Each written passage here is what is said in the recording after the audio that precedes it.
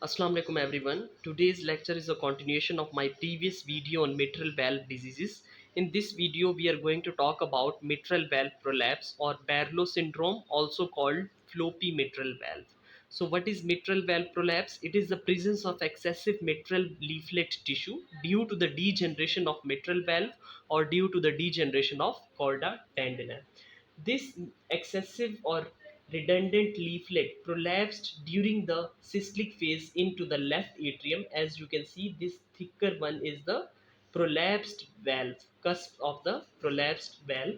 So it basically during the cystolic phase, it prolapsed backward into the left atrium. Normally this valve is closed or the mitral valve is closed during the cystolic phase, but in this case it is prolapsed back into the left atrium during the cystolic phase, which results in the auscultation click during the cystolic phase.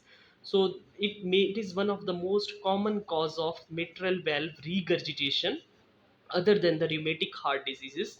Where the rheumatic heart is prevalent, rheumatic heart disease is the common cause, but in non-prevalent areas mitral valve prolapse is the most common cause of mitral regurgitation. Now come to its causes. The common causes are idiopathic, and the other causes includes Marfan syndrome, osteogenesis imperfecta, Ehlers-Danlos syndrome. All these three conditions are basically genetic connective tissue disorders and may lead to mitral valve prolapse. Now come to the sign and symptoms. The sign and symptoms includes palpitations, that is unpleasant apex beat sensation by the patients, and these palpitations are because of the atrial fibrillation due to the regurgitation.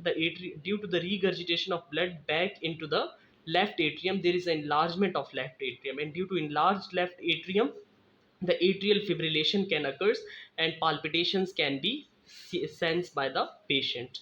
And other features includes atypical chest pain and panic or anxiety attacks. The most common important feature is mid cystolic click. As we have discussed previously, during the cystolic phase this leaflet goes back or prolapsed back into the left atrium, and then a mid cystolic click can be heard by the stethoscope or auscultation on the auscultation. So this feature is very important, that mid cystolic click.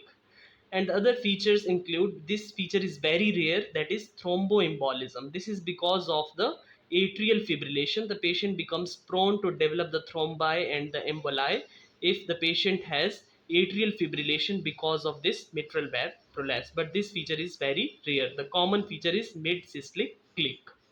Now come to its diagnosis or investigation. The gold standard investigation is echocardiogram. It is used to check this mitral valve prolapse. As we have discussed in all the valvular heart diseases, in most of the cases echocardiogram is the investigation of choice. Now come to its management. Valve prolapse, for palpitations and chest pain, give the patients beta blockers, and when their patient has mitral valve prolapse along with the atrial fibrillation, then give the patient anticoagulants like warfarin to reduce the risk of this thromboemboli.